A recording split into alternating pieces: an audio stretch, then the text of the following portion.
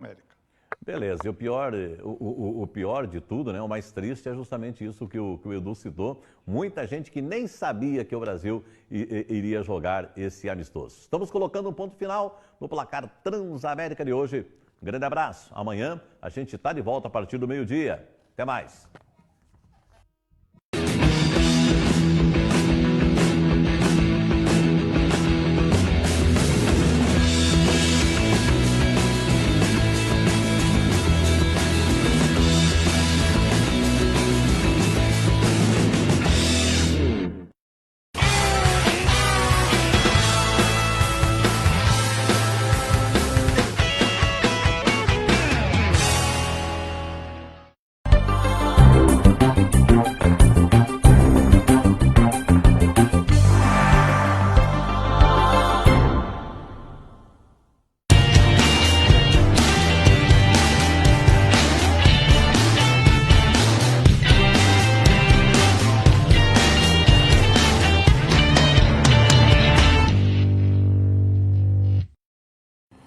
Olá, estamos com mais um programa Verdade e Expressão diretamente aqui dos estúdios da TV Transamérica, pelo canal 59, canal aberto, e também pelas nossas redes sociais, no Facebook da TV Transamérica, Facebook do Verdade e Expressão, o Instagram da TV Transamérica e YouTube da TV Transamérica. TV Transamérica que possui uma multiplataforma digital, e também pelo site verdadeexpressão.com.br. Você pode participar conosco pelas redes sociais ou então também pelo nosso WhatsApp, que é o 41 99613 3677. Hoje aqui recebo uma referência na área eleitoral. Ele é graduado em Direito pela Unicuritiba, a antiga Faculdade de Direito Curitiba, possui especialização em Direito Eleitoral, Direito Militar, Direito Público, mestre em Direitos Fundamentais e Democracia e doutorando em Direitos Fundamentais e Democracia. Servidor público do Tribunal Regional Eleitoral e professor universitário, Dr. Rogério Carlos Borne. Dr. Rogério, uma honra recebê-lo aqui no programa Verdade e Expressão. Já inicio aqui a nossa entrevista perguntando para você a sua carreira jurídica, como que você entrou no Tribunal Eleitoral, se puder falar um pouco sobre a sua história. Olá, a honra é toda minha estar aqui nesse programa que já é consagrado na nossa televisão. O que acontece, né? Eu comecei no Tribunal Regional Eleitoral por concurso público. Então, eu tinha formação em contabilidade, nada do que eu faço hoje. Trabalhava na antiga Telepar e fiz um concurso para o Tribunal Regional Eleitoral e sonhava em fazer o curso de Direito. Comecei o curso de Direito, comecei a me especializar na área de Direito Eleitoral, que é a área que estava na minha mão. E comecei a me apaixonar pela área de Direito Eleitoral. Mais tarde, eu evoluí para o curso de Ciência Política. E com o tempo, eu acabei fazendo mestrado, estou fazendo doutorado, várias especializações, tenho 10 livros publicados na área, tenho visitado universidades, principalmente na Alemanha. E o direito eleitoral praticamente virou a minha paixão, principalmente dentro do magistério. Hoje, eu sou editor da revista Paraná Eleitoral, que é editada pela Escola Judiciária Eleitoral do Paraná. É uma revista que ela está contando, vai fechar 64 anos de existência. Então é uma revista consagrada, é uma revista tradicional, ela tem quales em algumas áreas. Também fiz parte da Comissão de Direito Internacional da OAB, porque tem um livro que fala das eleições da União Europeia e as eleições para o Parlamento do Mercosul. Também faço parte da Academia de Letras e Artes do Centro-Sul do Paraná, lá da cidade de Irati, que a minha família é de Irati, né? E tenho parte da minha vida em Curitiba, Irati e São Bento do Sul, em Santa Catarina. Tenho o livro, o último que eu editei foi Valores Políticos, Ideológicos e Culturais. Esse livro foi o primeiro livro meu na área de ciência política. Eu tenho gostado mais da área de ciência política, porque a ciência política ela vai atrás do porquê. O direito eleitoral, você aplica o direito eleitoral. E a ciência política, você vai saber por que foi feita aquela lei no direito eleitoral. Da onde surgiram as ideologias. Hoje se discute esquerda, direita. Então, a ciência política estuda a fundo esses fenômenos. Ele é mais psicológica, né? Então, estudei direito eleitoral, atuo na área de direito eleitoral, mas estou caminhando hoje para a ciência política. Dentro do Tribunal Regional Eleitoral, você tem uma vasta experiência, a gente pode aqui falar, já vamos falar da questão da ciência política, essa guerra ideológica que temos hoje aí, mas a gente pode falar bastante sobre a justiça eleitoral no Brasil. Eu gostaria que você falasse um pouco da organização da justiça eleitoral no Brasil, da importância dela na sua visão. O Brasil é um dos países do mundo que tem uma justiça eleitoral própria, uma justiça eleitoral independente. A atividade da justiça eleitoral hoje, a princípio, boa parte ela faz o papel do Poder Judiciário e boa parte ela faz um papel que seria do Executivo. Mas pela confiança que é transmitida pela justiça eleitoral, ela acaba fazendo esse papel do Executivo. Por exemplo, fazer título de eleitor. Título de eleitor, fazer documento não seria o papel do Judiciário. Mas não existia um outro poder que tivesse uma confiança tal que pudesse cuidar do cadastro eleitoral. E várias atividades, organizar as eleições, que em outros países não é o Poder Judiciário que faz, no Brasil faz. Por causa do quê? Por causa da confiança. E a justiça eleitoral do Brasil é uma das mais avançadas do mundo. O Tribunal Superior Eleitoral ele se encarrega das eleições presidenciais e dos recursos dos tribunais regionais eleitorais, que tem um por estado e um no Distrito Federal. O Tribunal Regional Eleitoral é uma instância recursal dos juízos e juntas eleitorais. Tem gente que pensa que as juntas eleitorais não existem mais. Existem. E o papel da junta eleitoral é fazer a apuração e a diplomação. Mas como a apuração eletrônica hoje, nem dá tempo da junta enxergar a apuração, né? E os juízes eleitorais eles são responsáveis pelo cadastro eleitoral e pelas eleições municipais. Então, eles se encarregam das eleições municipais. Maior parte dos países, tem países que tem comissão eleitoral, não tem justiça eleitoral. O Brasil, ele é respeitado no mundo inteiro, tem conversado com professores da Alemanha, da Áustria, da Suíça. A justiça eleitoral hoje possui uma confiabilidade no mundo inteiro. Então, não há que se questionar a justiça eleitoral hoje, na situação que está, né? E ela tem essas hierarquias. O papel é eleição presidencial pelo TSE, eleição estadual pelos tribunais regionais, e o juiz eleitoral e as juntas são encarregados das eleições municipais, para prefeito, vereador e juiz de paz. Não sei se ninguém sabe, mas a Constituição diz que juiz de paz é eleito pelo povo. Só que você nunca viu eleição para juiz de paz. Por quê? Porque não foi regulamentado ainda.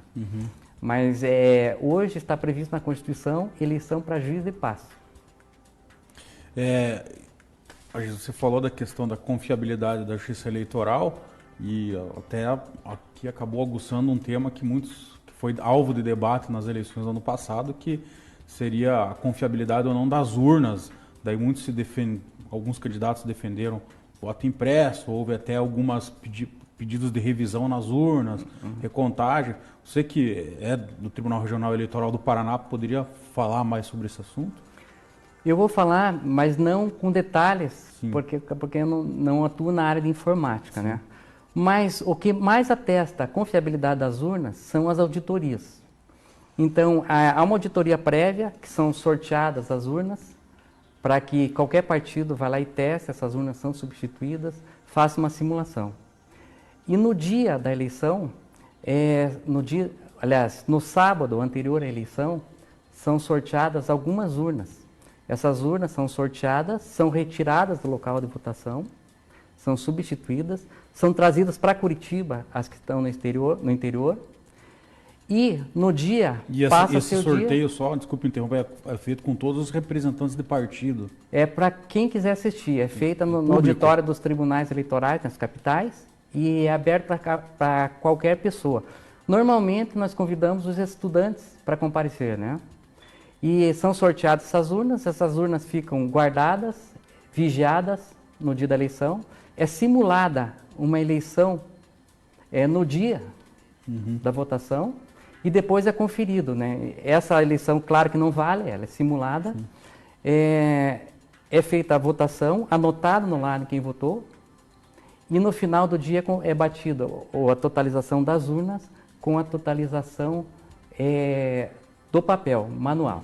Né?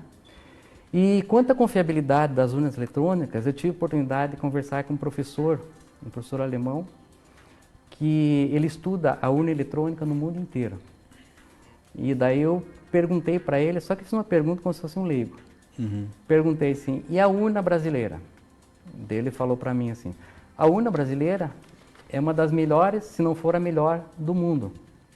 Daí eu fiz aquela pergunta que qualquer cidadão faz, mas por que os países ricos não adotaram a urna brasileira? Ele respondeu para mim, primeiro, porque a urna foi feita para a realidade brasileira. Ela não é um produto comercial, ela não é um produto para ser vendido no mercado. Né? E segunda, a urna brasileira, ela é segura porque ela foi feita para prevenir fraudes de 50 anos atrás que ocorriam no Brasil nas eleições. Então a urna, do Brasil, ela é perfeita porque ela foi feita para coibir fraude. Tem várias senhas, contrassenhas, é bem complicado. E daí eu fiz outra pergunta para o professor. Agora me diz uma coisa, o senhor me respondeu que a urna brasileira, os países ricos não querem por quê? Porque é um produto brasileiro. Daí ele acrescentou, mas tem mais um detalhe. Os países ricos, em regra, não precisam da urna eletrônica, porque nos países ricos não há fraude. E a urna eletrônica foi feita para coibir fraude. Então, quando não há fraude, não há necessidade de você ter um equipamento ultra avançado para prevenir essa fraude. Tem países como a Itália que você vota pelo correio. Aqui em Curitiba, em Santa Felicidade, muita gente vota nas eleições da Itália pelo correio. Né? E daí eu fiz outra pergunta para ele. Então, os países ricos não adotam a urna eletrônica, nem a brasileira. Alguns adotam as próprias urnas eletrônicas, porque não tem fraude. E por que os países que eu posso dizer assim, em desenvolvimento, não adotam a urna? Ele respondeu, porque previne fraude. Então, tem muitos países que não adotam a urna eletrônica, não a brasileira ou a deles, porque vai impedir que ocorra fraude local. E há interesse local que haja fraude. Então, a urna eletrônica hoje ela é confiável, mas eu não posso dar mais detalhes porque é mais com a área de informática. Para os técnicos da informática. Da informática. O TSE costuma fazer simulações, convocar gente do mundo inteiro, monta a estrutura de uma eleição, convida hackers do mundo inteiro para tentar fraudar a urna eletrônica, mas até hoje não foi constatada uma fraude, uma tentativa de fraude conseguida, né? Outra questão interessante é que na justiça eleitoral, a gente que acompanha muitas eleições, acompanha as eleições no município, nos estados, até no país, a gente vê que sempre a gente tem aquele processo do registro da candidatura, a análise dos requisitos, se o candidato tem ou não condições, e a gente vê em muitos casos aí que se decidir a candidatura, se a candidatura pode ser deferida ou não durante já o período eleitoral. Você como operador aí do direito eleitoral, na sua opinião, não haveria uma outra forma de ter uma definição mais rápida, que foi alvo muito de debate por conta das eleições do ano passado, até porque a gente tinha um candidato em primeiro lugar nas pesquisas que acabou sendo indeferido pelo Tribunal Superior Eleitoral, que era o candidato Lula. E a gente também vê em vários municípios, como por exemplo em Foz do Iguaçu, o candidato que ganhou acabou não assumindo, teve que se fazer uma outra eleição. Não teria um mecanismo aí, uma forma de tentar resolver esses conflitos jurídicos da possibilidade ou não do cidadão ser candidato antes da eleição? Você não vê que seria necessário uma revisão nesse sentido? Na verdade, isso não depende do Tribunal Eleitoral, né? Ele depende de uma alteração no Código Eleitoral, na 9. Mas eu digo você como operador do direito eleitoral, uma revisão na legislação eleitoral mesmo nesse sentido. Ali fica um tanto difícil, porque tem que ter um período mínimo para se apresentar as provas, né? E a Justiça Eleitoral no Brasil é uma das mais céleres no mundo. Então, o prazo geral da Justiça Eleitoral é de 3 dias. é de 3 dias, um prazo geral, mas tem vários prazos diferenciados, né? E são vários processos, são inúmeros processos que tem que seguir uma certa ordem. Então, a legislação brasileira já é célere, ela já é rápida, e o candidato ele tem direito de concorrer sub júdice. Então, quer dizer, se o processo não for julgado, ele pode concorrer a essas eleições, porque é um direito político dele, é um direito passivo dele, de concorrer. E hoje, teria que haver uma alteração legislativa na Câmara dos Deputados, teria que haver no Senado, que dentro do tribunal é o mais célere possível. Sim, a gente vê que o processo eleitoral é muito rápido, tudo, mas pelo mecanismo da justiça, da legislação eleitoral que permite com que a parte tenha vários recursos, né? Dependendo aqui, se a gente pegar uma eleição municipal, pode ser aqui do juiz eleitoral e chegar até o Supremo Tribunal Federal, que a legislação nossa permite isso. Né? O que seria viável ali era antecipar o prazo de registro de candidatura. Porque tem um prazo ali do registro de candidatura que é muito curto, até a data de diplomação. Então, se você antecipar o prazo de registro de candidatura, pode ser que esse processo seria julgado até a data da eleição. Só que daí vai trazer outros problemas, porque você vai ter que encerrar o cadastramento do eleitor antes, porque tem um prazo para o cadastramento do eleitor. E todos os prazos vão se antecipar. Então, é uma situação difícil de resolver. Difícil. E o prazo para conseguir vencer isso era só antecipando o registro da candidatura. E como que você na sua experiência aí como servidor do Tribunal Regional Eleitoral, já fez participou, contribuiu em várias e várias eleições, né? A gente tinha aquela campanha eleitoral de 90 dias e a gente já teve uma experiência aí de 45 dias nas últimas eleições aí. Como que você enxerga aí esse prazo menor de campanha eleitoral? Esse prazo aqui, pelo lado do eleitor, o eleitor ele teve menos oportunidade de conhecer o candidato. E nesse ponto eu acredito que às vezes favorece o candidato que está concorrendo à reeleição. E para o Tribunal Eleitoral também, os prazos ficaram mais curtos para julgar os recursos. Então teve mais sessões de julgamentos, mais plantões, sessões mais longas. E nesse ponto, para a Justiça Eleitoral ficou mais difícil, por causa que os prazos ficaram mais apertados. Em relação a essa alteração eleitoral que nós tivemos,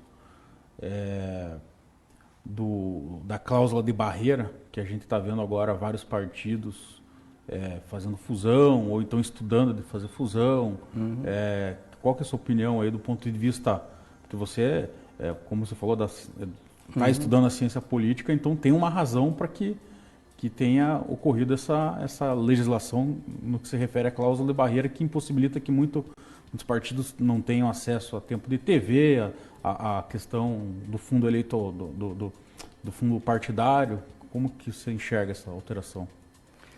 Aqui, o que acontece no Brasil, que o número de partidos é muito grande. Então, a ideia que se tem da cláusula de barreira é pulverizar mais a opinião pública. Mas, por outro lado, ele fere o princípio da igualdade. Porque a democracia, o que é? A democracia é trazer o maior número de opções para o eleitor. É o maior número de possibilidades para o eleitor. E o maior número de oportunidades para que os candidatos concorram. Então, essa cláusula de barreira ela já passou pelo Congresso 2 vezes e foi declarada inconstitucional por ferir justamente o princípio da igualdade. No passado já tentou se colocar e hoje se tenta colocar de novo. Na maior parte dos países da Europa existe essa cláusula de barreira. Existe essa cláusula de barreira porque o que eles querem, né? Eles querem colocar menos candidatos e que torne as propostas mais claras. Uma outra questão que eu tenho visto aí muitos, principalmente agora, depois de 2018, 2017, 2018, muitos partidos, principalmente a nível de município, comissões provisórias aí, confundindo a prestação de contas da eleição com a prestação de contas do partido que é aquela obrigatória anual. Eu faço a pergunta, provoco, porque muita gente que é candidato, que está envolvido na eleição, sempre está assistindo aqui o programa. Eu gostaria que você, que é da área, servidor do tribunal, também especialista na área eleitoral, explicasse aí as diferenças de prestação de contas aí. Existem dois tipos de prestação de contas. Então, o partido ele recebe fundo partidário, ele recebe doações permitidas em leis de pessoas físicas. Todo ano, para não haver abuso do poder econômico, o partido tem que prestar conta do seu funcionamento normal. Então, por exemplo, esse ano a gente não tem eleições, mas os partidos estão lá, eles têm que manter a estrutura deles, eles têm que manter suas bases, eles têm alguns cursos que são obrigatórios a fazer, né? E como esse dinheiro, nós temos financiamento misto, esse dinheiro é dinheiro público, os partidos têm que prestar conta para os eleitores. E nesse caso, os partidos recebem dinheiro e anualmente eles têm que prestar conta do funcionamento para dizer que eles estão existindo e para prestar conta do dinheiro que eles estão recebendo. Prestação de campanhas é outra situação. Eles recebem doações de campanhas, recebem parte do fundo partidário e todo candidato é obrigado a prestar conta de sua campanha, mesmo que ele tenha desistido da candidatura. Então, o candidato que desistir da candidatura, ele tem que prestar conta, nem que não tenha recebido um centavo e nem que não tenha concorrido. Por quê? Para evitar o abuso do poder econômico. Então, se você dispensa alguém, por exemplo, de prestar conta porque desistiu da candidatura ou não concorreu mais, ele pode ter recebido esse dinheiro e passado para outro candidato. Então, hoje, a obrigação de prestar contas de campanha é de qualquer candidato, mesmo que tenha desistido. Agora, a rejeição das contas dos candidatos, por si só, não gera inelegibilidade. Porque um candidato que tem as contas rejeitadas, esse processo vai para onde? Vai para o Ministério Público. O Ministério Público vai avaliar se a rejeição dessas contas caracterizou o abuso do poder econômico. Eles vão ver que aquele valor é pequeno, não caracterizou o abuso do poder econômico.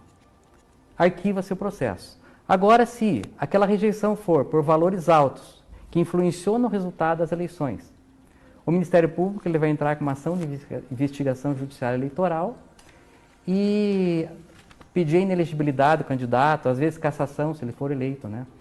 Mas o fato simplesmente de ter as contas rejeitadas não significa que o candidato seja inelegível. Então, voltando à pergunta inicial, o partido ele presta conta do funcionamento normal deles, independente de concorrer ou não, e os candidatos eles prestam contas da campanha eleitoral, para saber se não houve dinheiro de fonte vedada em lei. Por exemplo, você não pode receber dinheiro de governo estrangeiro, um exemplo, né? Então, é essa fiscalização que é feita no tribunal. Essas contas passam pelo controle interno, o controle interno faz um parecer e a corte, ou no caso da eleição municipal, o juiz vai analisar se essas contas foram devidas. E em relação à questão da inelegibilidade, por questão por não prestação de contas ou por prestação de contas desaprovadas, no caso, se você tem uma prestação de contas desaprovada ou você não presta conta, você fica sem a quitação eleitoral, mas não compromete a questão da elegibilidade. Não, então compromete. Um candidato que ele tem as contas rejeitadas, na verdade, ele pode ser processado por abuso do poder econômico ou não. Mas aquele que deixou de apresentar as contas é mais grave. Ele fica inelegível enquanto não apresentar as contas. Fica inelegível. Fica enquanto não apresentar as contas, aquele que não apresentou. Então, ele fica inelegível enquanto não apresentar as contas e depois que ele apresentar as contas, ele fica inelegível por uma eleição. Então, o que aconteceu? Já teve partidos no Paraná... A gente vê muita gente prestando contas depois do prazo. Depois do prazo. Ele fica inelegível para a próxima eleição. Tá? Já acontece muito de candidatos. O que aconteceu? Aconteceu de uma vereadora aqui do Paraná. A gente não fala o município, né? Mas ela é vereadora há vários anos e o partido foi lançar candidaturas para deputado, precisava preencher as cotas e lançou a candidatura da vereadora. Só que a vereadora não ficou sabendo que ela era candidata e não prestou contas. O que aconteceu, né? ela não ganhou a eleição, porque não sabia que era candidata. Foi concorrer novamente para vereador, como ela não tinha prestado conta, prestou extemporânea, ela não pôde se candidatar a vereadora à reeleição. Depois veio outra eleição para deputado, que ela não tinha condição de vencer, teve que esperar 8 anos para voltar a ser vereadora. E 8 anos, será que o eleitor vai lembrar dela? Então, É um prejuízo irreparável. É um prejuízo irreparável. Né? E não teve jeito, né? Ela prestou contas extemporâneas, ela ficou inelegível para a próxima eleição. Então, são situações que a gente enfrenta. O que acontece muito, né? Às vezes a gente crucifica o político, mas nem sempre o político é ruim. O eleitor brasileiro, ele não pensa que primeiro ele está votando no partido e depois ele está votando no parlamentar. O parlamentar, ele tem que seguir as determinações do partido. Se ele não seguir as determinações do partido, ele pode ser expulso do partido e perder o cargo por infidelidade partidária. Então, um defeito muito grande hoje do eleitor brasileiro é que ele não analisa as propostas do partido. Às vezes, o próprio parlamentar, ele tem as melhores intenções do mundo. Ele não concorda com o voto que ele vai dar, mas ele acaba sendo obrigado a dar voto de acordo com a diretriz do partido, né? Então, é muito importante que nas próximas eleições, eu sempre faço isso, para escolher meu candidato, eu dou uma olhada na proposta do partido e depois alia com a do candidato. Nas eleições majoritárias já é mais fácil. Que daí você tem aquele confronto de ideias entre os candidatos, parlamentares e o partido. Sim. Uma outra questão que agora essa mudança vai valer para essa eleição de 2020 é o fim das coligações proporcionais. Não sei se você com certeza já deve ter feito um estudo dessa legislação. Uhum. Qual que é a sua opinião em relação à quantidade de candidatos? Que é uma polêmica que a gente traz aqui, volta e meia, vários políticos, né, pretensos candidatos, pessoas no mandato. Alguns acham que vai diminuir o número de candidatos, outros acham que vai aumentar, outros acham que vai aumentar os candidatos da majoritária. Quais os efeitos que você acha que vai ter esse fim da coligação proporcional? Bom, a finalidade das coligações geralmente é duas. É somar o financiamento de campanha e conseguir um horário maior no rádio e televisão. Hoje, o horário eleitoral gratuito está perdendo sua força, né, por causa das redes sociais, né? As coligações, a ideia que tem por trás dessa legislação de acabar com as coligações proporcionais é que na cabeça do eleitor há uma confusão de ideologias. Então, às vezes partidos que são opositores em nível nacional, no município eles acabam se coligando. Então, quer dizer, com o fim das coligações, você vai poder identificar claramente a ideologia de cada partido. Vai se favorecer mais a sigla do que a coligação. E eu vou trazer uma situação de uma aulinha que eu dou lá na faculdade, que eu sou professor universitário e dou essa matéria de Direito Constitucional e Direito Eleitoral. Qual que é a diferença do partido e da coligação? O partido é uma pessoa jurídica, de direito privado, não é um órgão público. O partido, ele tem personalidade jurídica e tem personalidade judiciária. A coligação, ela não tem personalidade jurídica. Ela é um contrato, embora ela possa atuar em juízo. Uhum. E a finalidade de fazer essa coligação é como se fosse um consórcio. É unir forças. Uhum. Tanto que as vagas, lá para frente, faleceu um parlamentar. A vaga era da coligação. E, às vezes, depois que acabou a coligação, os partidos, embora tenham disputado a eleição coligados, eles dividiram a sua ideologia. Cada um vai seguir o seu rumo. Então você pega um partido de esquerda que se coligou com o de direita, falece o parlamentar de esquerda, quem é dono da vaga na coligação é o de direita. Então, uma das ideias de acabar com as coligações proporcionais foi justamente isso, separar na cabeça do eleitor qual a ideologia de cada partido, valorizar o partido, então colocar o partido mais em evidência do que o candidato. Então, eu entendo ali que para você escolher um parlamentar vai ser mais fácil. E também do ponto de vista de fortalecer as bases partidárias, né? Que a gente tem muito, o professor sabe que nós temos muito em eleição, é aquele sujeito que pega o partido, segura para ele, e daí chega na hora ali, na época de convenções, vai lá e negocia tanto na proporcional quanto na majoritária um apoio, tal, às vezes até em troca de algum benefício próprio, enquanto que hoje, dessa forma como foi alterada a legislação, ele não pode ficar no partido sozinho, porque se ele ficar no partido sozinho, ele fica sozinho mesmo. Que não ele vai fica ter sozinho mesmo, né? Porque dos grandes avanços que teve hoje na legislação eleitoral foi aquela janela partidária, né? Sim.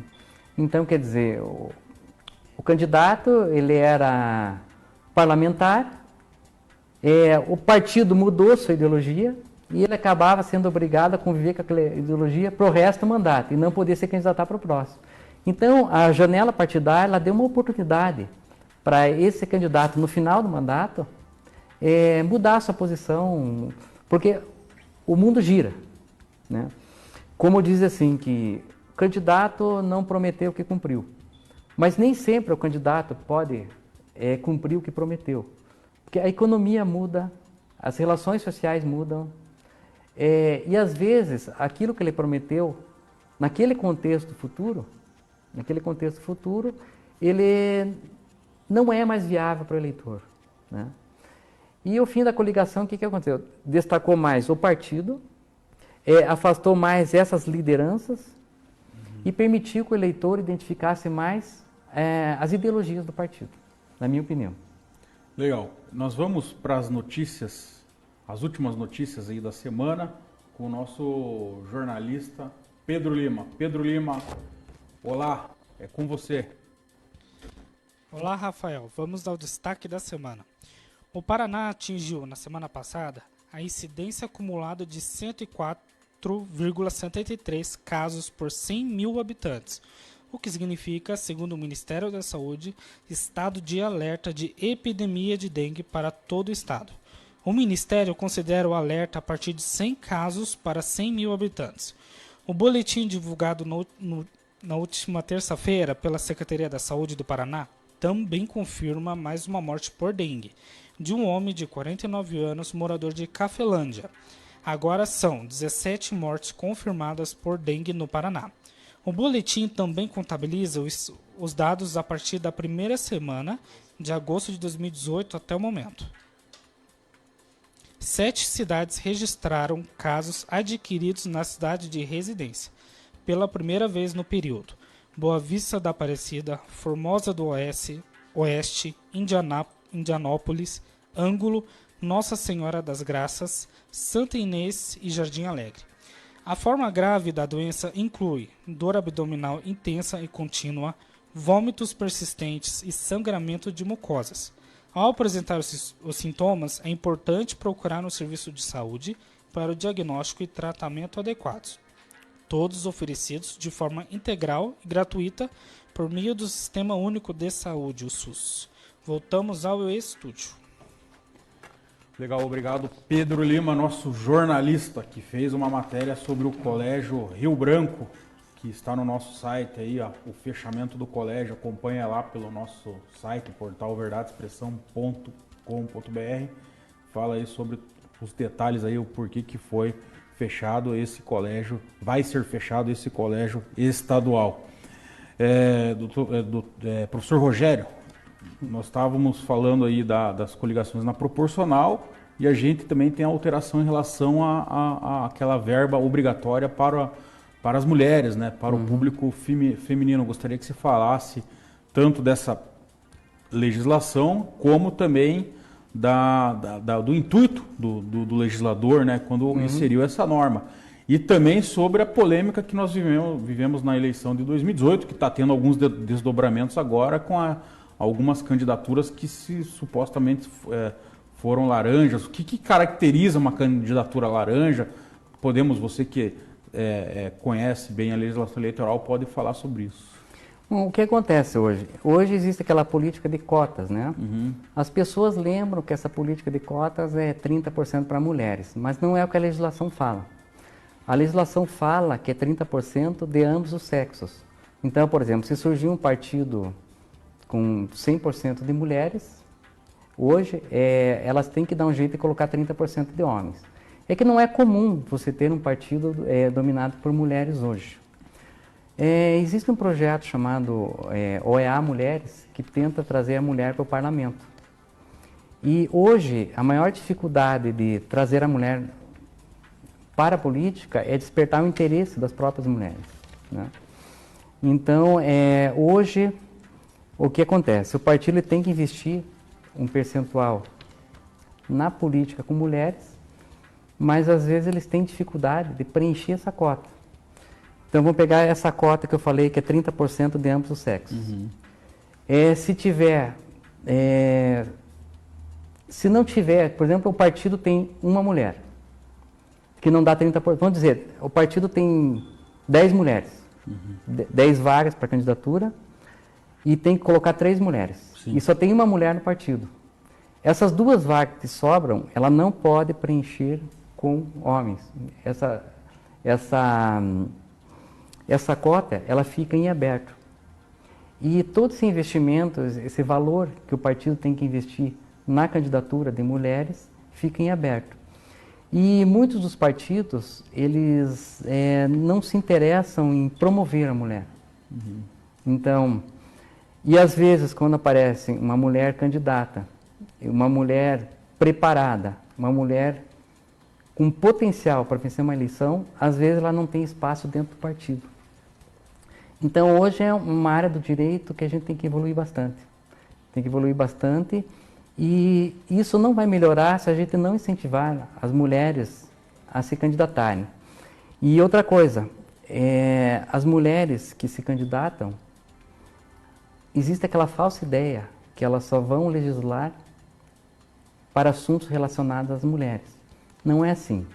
A mulher parlamentar, ela legisla sobre assunto para todas as pessoas. Ela é deputada ou vereadora do povo. Ela não é deputada e vereadora só dos assuntos relacionados às mulheres. Então é uma área que a gente tem que evoluir muito. E eu digo que não é só no Brasil que a gente tem dificuldade, é no mundo inteiro. Então, em vários países, tem países que dão um avanço no poder executivo, mas no poder legislativo não avançam tanto, né? Nós tivemos uma mulher presidente, que eu acho que já foi um avanço. Sim. Na Alemanha, nós temos a Angela Merkel, que é uma mulher poderosa, se não a mulher mais poderosa do mundo. E isso é uma dificuldade que se tem no mundo inteiro, não é uma exclusividade do Brasil. E é só com conscientização, preparo, treinamento e incentivo das mulheres, partindo delas, que a gente consegue resolver essa situação.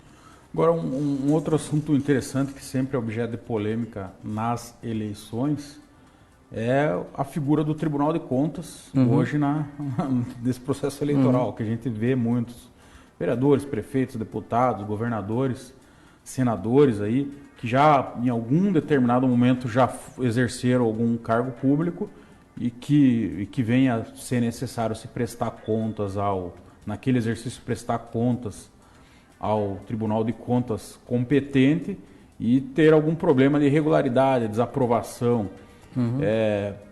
Indo aqui pensando já nas eleições de 2020, aqueles candidatos que já foram prefeitos, vereadores e que em determinado momento tiveram uma conta desaprovada, isso por si só gera inelegibilidade? Em que panorama? Eu estou perguntando isso porque a gente tem um público muito municipal aí, de prefeitos, vereadores que assistem. Gostaria que você falasse um pouco disso aí. A rejeição das contas de administradores é o item que mais gera inelegibilidade hoje. Então, o que acontece, né? As contas do prefeito, de prefeitos e governadores, quem rejeita não é o Tribunal de Contas. O Tribunal de Contas ele faz um parecer. Esse parecer ele opina se aprova ou não. No caso do prefeito, digamos que ele ele analisou as contas do prefeito. Digamos que o Tribunal de Contas diz que as contas não estão aprovadas. Ele encaminha para a Câmara Municipal. A Câmara Municipal que vai manter a rejeição ou vai derrubar a rejeição. Então, se a Câmara Municipal não aprovar as contas do prefeito, só com uma liminar do Poder Judiciário que ele consegue se candidatar, né? Agora, simplesmente com o parecer do Tribunal de Contas não é suficiente para gerar a inelegibilidade. Isso no cargo do Poder Executivo, né? Prefeito, governador, caso da Assembleia Legislativa, e presidente da República, né? No caso de outros funcionários públicos, o Tribunal de Contas ele julga, ele analisa e julga. Daí é suficiente para gerar a inelegibilidade. Então é essa situação que acontece hoje, e boa parte das candidaturas afastadas por inelegibilidade por 8 anos é por rejeição das contas. Mas o que acontece muito, principalmente em municípios pequenos, né? Se o Tribunal de Contas dá um parecer rejeitando as contas, vai depender da composição da Câmara Municipal. Por questão política, né? Política. Se a maioria for do lado do prefeito, o perigo dele ser declarado inelegível pela rejeição das contas é pequeno. Agora, se ele não tem aquela coalizão com a Câmara Municipal, a chance dele ter as contas rejeitadas é muito grande. Agora, uma outra questão, você falou ali, a liminar, né? Tal da liminar que pode aparecer lá aos 48 do segundo tempo e liberar a candidatura. Essa liminar, você tem, vamos pensar assim, nós temos ali, teve a desaprovação, a opinião do Tribunal de Contas pela desaprovação das contas e a Câmara Municipal confirmou, está desaprovada as contas. Até que momento essa liminar tem força para valer no registro da candidatura? Porque na justiça eleitoral você tem um prazo para registro. E o professor pode falar melhor que eu, que quando vai se analisar, o juiz eleitoral vai analisar o registro da candidatura, ele tem que ver se naquele momento que entrou o registro, se o candidato estava com todos os requisitos plenos. Se essa liminar entrar, essa liminar tem que ser concedida antes, ou pode ser concedida depois e esse registro pode valer? Ela tem que ser concedida até a data da diplomação. Até a data da diplomação, porque o candidato... Só que no registro da candidatura, ele tem que ter essa liminar para concorrer subjúdice. Se ele não tiver... daí passa o prazo do registro de candidatura, ele pode perder. E digamos assim, ele não tem a liminar, ele registra. E depois vem no curso do processo, ele começa a fazer campanha, está lá fazendo campanha, porque ele registrou, então ele tem direito, como você já falou anteriormente, tem direito de fazer campanha, mas no curso do processo vem a liminar. Como que o judiciário tem entendido? Bom, ali na verdade, essa liminar, só que a liminar não é definitiva, né? Sim. Essa liminar continua valendo para que ele possa... para que ele possa continuar fazendo a campanha dele. Para que ele possa continuar fazendo a campanha dele, a diplomação fica condicionada à expedição da decisão definitiva. Porque depois da diplomação, na verdade, depois da posse, é só o Poder Legislativo que pode cassar esse candidato. A grande questão é que vai depender do caso a caso, né? Porque cada caso... Cada caso é um caso, tem que ver cada situação em concreto. Né?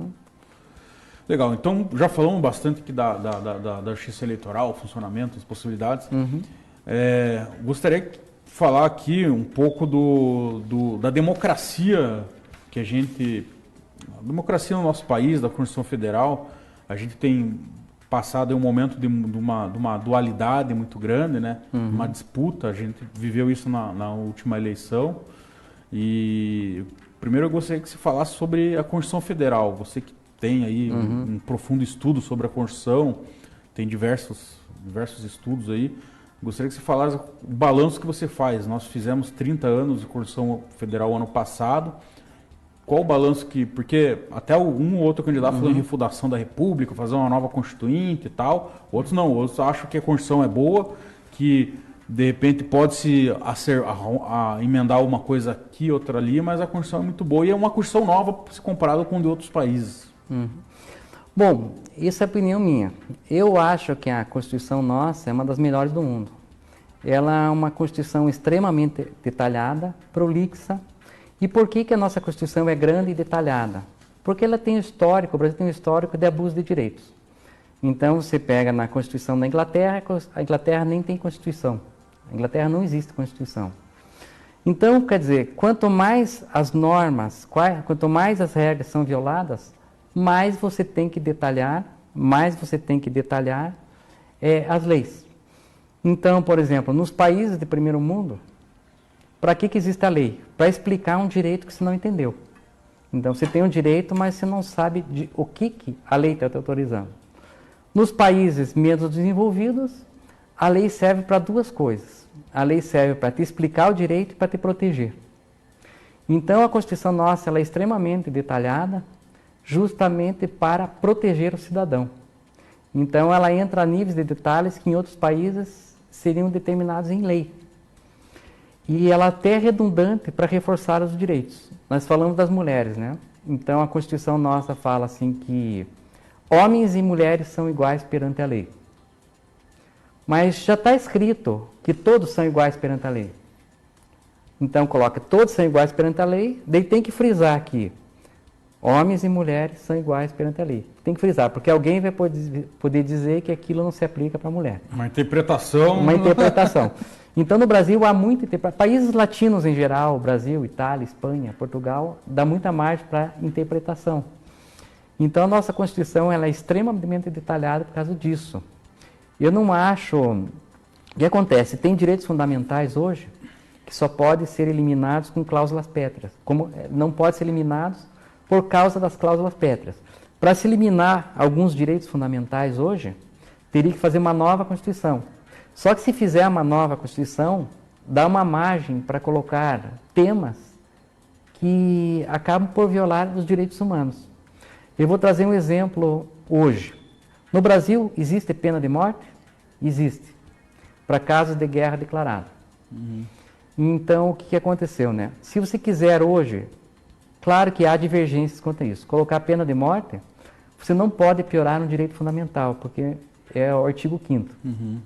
Se você fizer uma nova Constituição, talvez você possa colocar essa pena de morte. Mas não vai poder, porque o Brasil assinou tratados internacionais que a pena de morte não pode progredir. Então, por exemplo, o Pacto de São José da Costa Rica diz assim que os países que têm pena de morte podem manter a pena de morte. Agora, se você tirar a pena de morte, você não pode acrescentar de novo. Então, o Brasil, na Constituição de 88, ele preferiu manter a pena de morte para os crimes de guerra, para evitar que ele não possa, no caso de uma guerra, que é difícil no Brasil, não possa inserir esse direito que se entende como fundamental. Então, eu acho muito perigoso hoje fazer uma Constituição. É preferível fazer as emendas, discutir as emendas, às vezes boas, às vezes más, mas é muito temerário fazer uma nova Constituição hoje. Você tocou nessa questão da nova Constituinte, que pode se colocar questões bem polêmicas, bem questionáveis, que pode vir até ferir o Tratado dos Direitos Humanos, né, que inclusive o Brasil assinou. Um outro debate que a gente teve muito grande é a questão da democracia, se a democracia estaria em risco ou não por determinadas posturas aí, até de alguns políticos, até de parte da sociedade. Você que está estudando, tem um profundo estudo sobre democracia, se a gente pegar teu currículo aqui, você tem várias obras aí sobre isso. Qual que é a sua opinião sobre essa questão da democracia e o momento atual que nós estamos vivendo aí? Hoje está ocorrendo muito problema com a liberdade de expressão. Mas é uma liberdade de expressão que está sendo tolhida mais entre os próprios eleitores. Hoje, teve muito conflito nas últimas eleições. Namorado que desmanchou namoro com namorada, briga de família, ódio. Mas conflito é democracia. É muito mais fácil você administrar um Estado na ditadura, que alguém fala uma norma só, todo mundo obedece, do que se discutir as cláusulas, de governo, de sociabilização entre as pessoas. Então, o conflito faz parte da democracia. Ter opiniões divergentes faz parte da democracia. Então, eu acredito que, na eleição, ano passado, eu tinha a impressão que a democracia estava enfraquecendo. Mas eu hoje entendi que ela se fortificou. Principalmente que as redes sociais estão permitindo isso, né? mesmo com aquela agressão que um não deixa o outro falar. Isso aqui, num primeiro momento, como a gente está vivendo uma nova campanha eleitoral, um novo sistema, no começo é uma coisa pesada, aquele discurso de ódio. Com o tempo, essas relações sociais vão se aperfeiçoando e as coisas vão se pacificando. O importante é analisar hoje, aqueles conflitos da eleição passada, é analisarmos hoje. Hoje, como que aquelas pessoas que brigaram no passado, se elas estão brigadas ainda hoje. Eu não estou. E vale até para o próprio candidato, aquela postura que ele tinha lá nas últimas eleições, que eu peguei bastante a internet de 2016 para cá, porque ela impactou, não que não tenha impactado em 2014 e tal, mas em 2016 a gente viu que teve uma grande influência, em 2018 a gente viu que ela foi dominante aí. Até o próprio candidato que lá atrás falou determinada coisa, que tinha determinada posição, ou fez determinada promessa, como você mesmo falou, que dependendo da promessa não seja viável de se cumprir, como que ele está se portando hoje. Então eu acredito que a rede social pode ser uma arma hoje, mas também pode ser uma coisa que essa arma se volte contra você no futuro. E dentro desse raciocínio, como a gente está falando já da questão da internet, a democracia, que os debates, hoje a gente tem muito debate por internet, debate virtual, até onde vai esse poder ilimitado de opinião na internet, que às vezes até ofende um ou outro? Não seria necessário uma legislação para regular isso? Ou, na sua opinião, já tem? Qual que é a sua visão de tudo isso aí? Na verdade, já existe a legislação, né? Ela tem um instrumento valioso hoje, a legislação eleitoral, chamado direito de resposta. Então, qualquer pessoa, nesse caso, às vezes na justiça comum, se não for candidato, por exemplo, se eu, no meu perfil do Facebook, eu agrido um candidato, o candidato se sente ofendido. Ele pode entrar na justiça e colocar um direito de resposta no meu perfil do Facebook. É que as pessoas não têm ideia desse direito. No caso de ofensa a candidato, tem que ser justiça eleitoral, mas se for uma ofensa a uma pessoa física que não é candidata, na justiça comum você pode conseguir mesmo. É garantido na Constituição. Sim. Então, o que fala, tanto a lei eleitoral como a lei comum, você pode falar o que quiser com duas condições. Que você assine embaixo e que aquela informação seja verdadeira. Caso não seja verdadeira, você pode entrar com um pedido de indenização ou você pode também com direito de resposta. Uma coisa que as pessoas comuns não sabem, né? Se você receber uma ofensa no Facebook, como que você vai provar isso aqui para entrar em juízo? Que a pessoa paga, né? Você vai num cartório, faz uma ata notarial.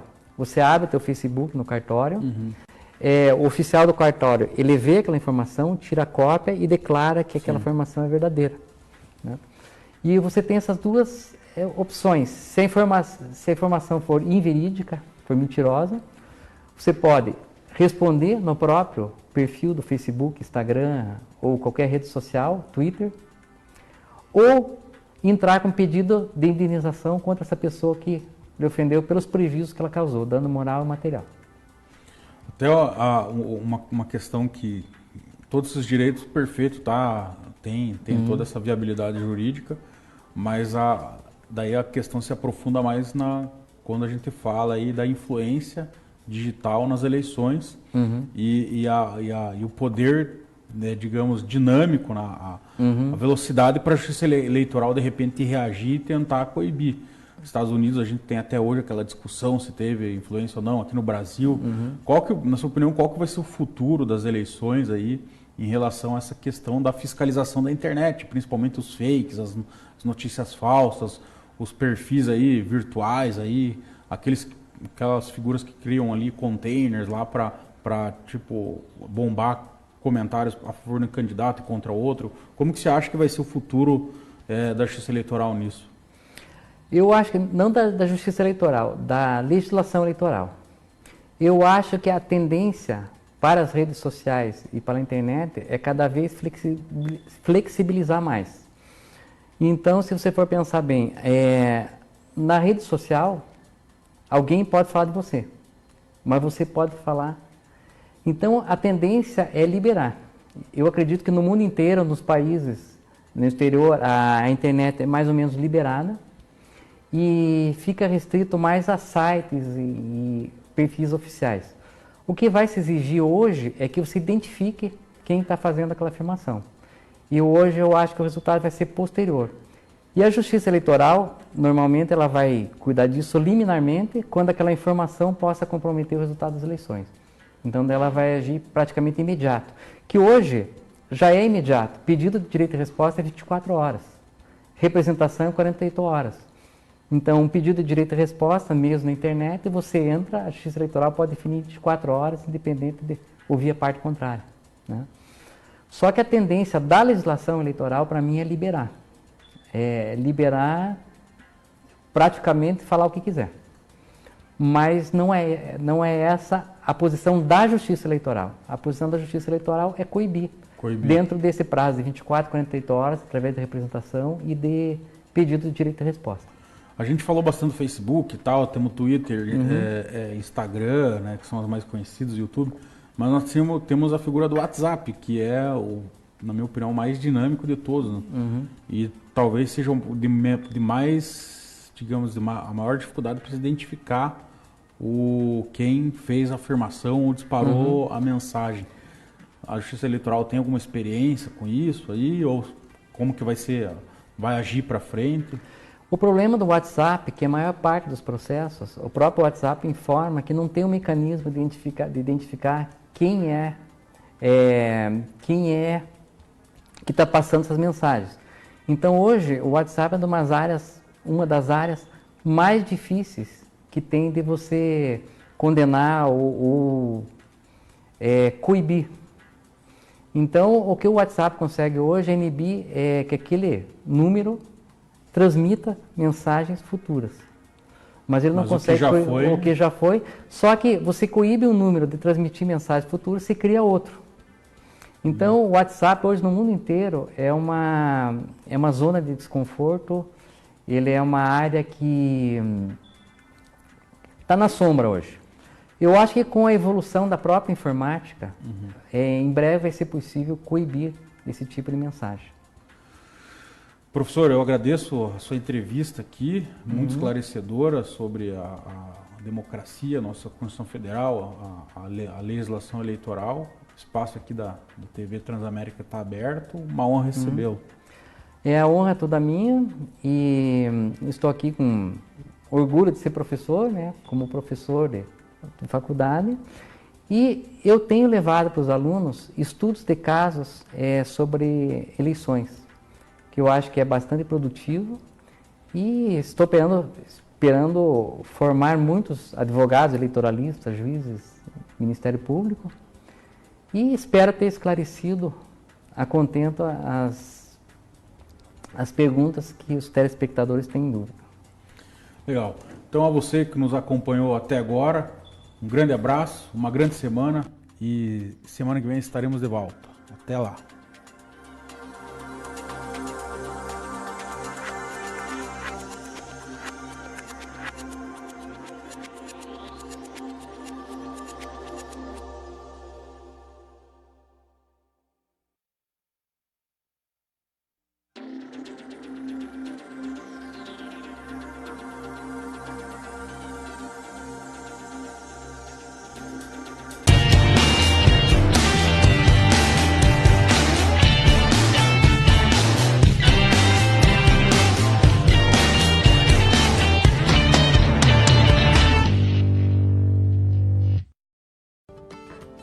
Olá pessoal, eu sou Franciele Gabardo e espero você todas as noites aqui no SMTV. Você pode nos acompanhar de segunda a sexta-feira, das 9h30 às 10h30, pelo canal 59 da sua televisão e também no Facebook. Basta acessar a página da TV Transamérica, de segunda a sexta-feira, das 9h30 às 10h30. Espero por você! Todos os dias, a LBV diminui o sofrimento de famílias em situação de pobreza. Hoje, você tem uma nova oportunidade de fazer o bem. Vamos juntos oferecer proteção a quem enfrenta o frio. Colabore lbv.org/diga sim.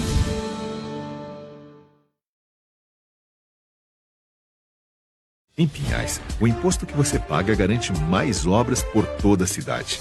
A Prefeitura está executando o maior programa de calçadas dos últimos anos. A iluminação pública está sendo trocada por opções mais modernas e econômicas. O asfalto definitivo está chegando a vários pontos da cidade. Regularize suas dívidas com o Refip 2019, com descontos de até 100% nos juros e multas, e ajude Pinhais a crescer ainda mais. Em Pinhais, o trabalho não para. Igor Soluções para Alimentação. Desde 1987, oferecendo tudo o que você precisa para seu estabelecimento ou cozinha. Equipamentos profissionais para supermercados, panificadoras, restaurantes, pizzarias, açougues, bares e refrigeração. Linha completa de utensílios para cozinha industrial ou gourmet. Cursos e projetos para você que deseja começar o seu negócio. Acesse nossas redes sociais e fique por dentro das novidades. Igor Soluções para Alimentação. Avenida das Américas, 580, São José dos Pinhais. igorsoluções.com.